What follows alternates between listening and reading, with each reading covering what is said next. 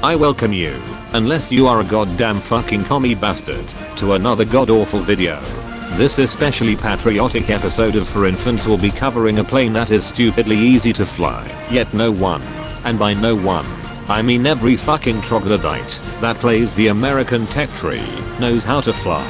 Seriously, this plane is so fucking easy, but every single game, I see some ass be named some dumb shit like Shadow Strike 1941 go and mow the fucking lawn with his propeller. After the entirety of the Luftwaffe dives on him, or a bunch of dirty commas brutally ass rape him, he will proceed to bitch in chat about German/commie/Earl Grey by a sand or go, and shitpost on Reddit or the War Thunder forums. The type of person who starts off with the American tech tree is the type of person who still believes that the P-51 was the best plane ever created. They are the type of retard to give presentations in their 7th grade social studies class about World War II with all of their information included in the presentation sourced from a fucking Poland Bull comic, then spurred the fuck out when Mr. Gregory asks where they found out their information. They are the type of person that gets a truck as their first car without having any reason to own one other than to prove that they are manly and to drive to and from the local Walmart.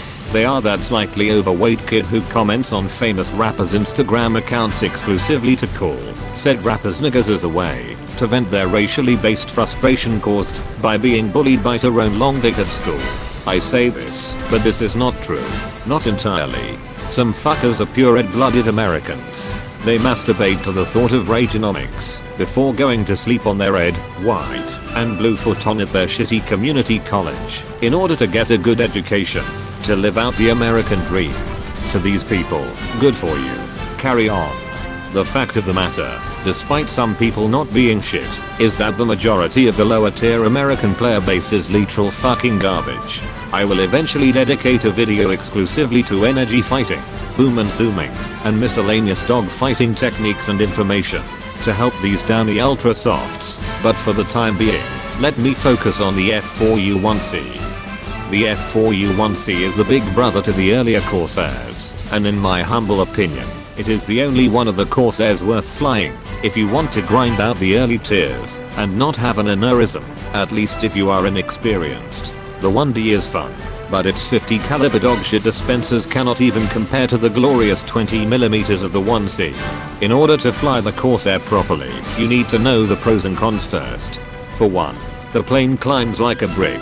It can rip if you push it too hard, and the recoil from the cannons is like being punched in the chest by some big ass retarded kid named Dylan.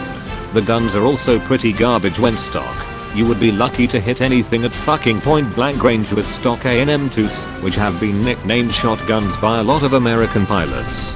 You also accelerate like a fat kid being pushed down a flight of stairs, as in slowly at first, but then said fat kid starts picking up more speed, eventually ending up with 3 fractured vertebrae, 4 broken ribs, and some bruised flab. The Corsair is painted a lot worse than it actually is because of shitty pilots. It has many advantages that a good pilot can utilize to consistently get 3+ kill games. It is incredibly fast in a straight line, and you are easily able to outrun essentially everything if they are not coming from a superior energy state. You do not suffer from compression at all, even at 500 miles per hour, about 800 kilometers per hour in commie units. The A&M to shotguns are very effective when fully upgraded and used in combination with stealth belts. In order to fly the Corsair 1C properly, you need to have altitude. I often see dumb fucks flying as low as they can for whatever fucking reason. Do not follow their examples. Get up to at least 15,000 feet, then search for targets lower than you.